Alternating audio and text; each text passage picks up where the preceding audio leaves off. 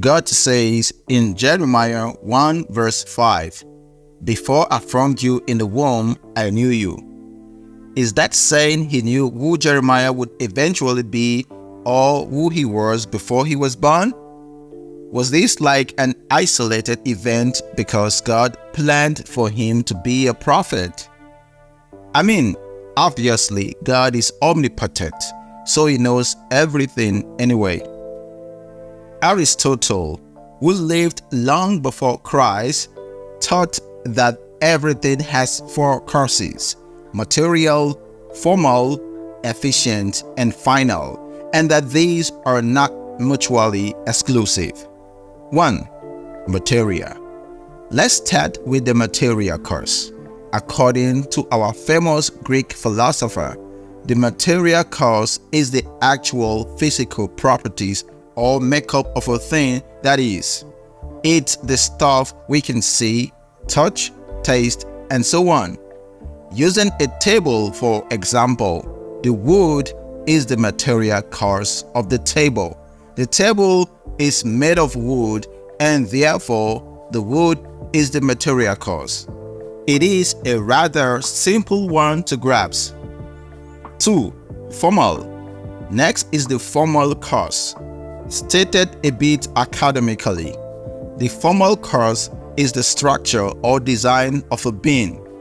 In a layman's terms, we can call it the blueprint or the plan. The formal cause is what makes it one thing rather than another. Going back to the table, we already know its material cause is wood. That is what it's made of. However, the original carpenter could have chosen to make the very same wood into a chair, but he didn't. Instead, his plan or design called for putting the wood together as a table. According to Aristotle, our carpenter's design is the formal cause. 3. Efficient. Aristotle's next cause is known as the efficient cause. Stated very simple, this is the thing or agent which actually brings something about. It is not what it is made of or the plan for how to make it. It is the actual force that brings something into being. Again, using our table, Aristotle would tell us that the carpenter is the efficient cause. It is his swinging of hammer and sawing of the wood that actually brought about the table into being. And 4. Final. Our last cause is aptly named the final cause. Being a bit more abstract, the final cause is the ultimate purpose for being.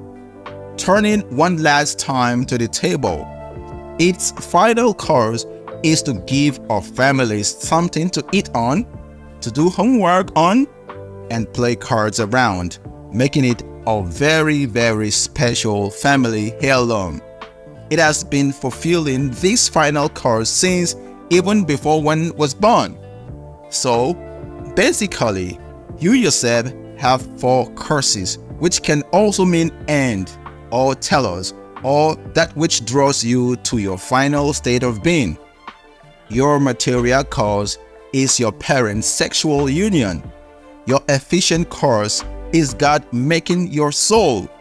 Your final cause is union with God in heaven. What is your formal cause? Well, like Aristotle said, your formal cause is the blueprint. The blueprint you existed as old as God is, which is eternity. Why? Because God does not exist in time. That means that although you are not eternal, the plan for you is eternal. How astonishing that is. The blueprint for you, your formal cause, was in the mind of God for all eternity.